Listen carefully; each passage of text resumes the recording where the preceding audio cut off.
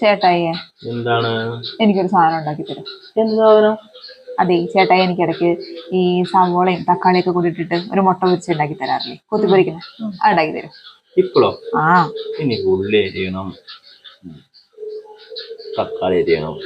ഞാൻ അരിഞ്ഞുതരാം, എന്നാ ഉണ്ടാക്കി തരുമോ? എന്നാ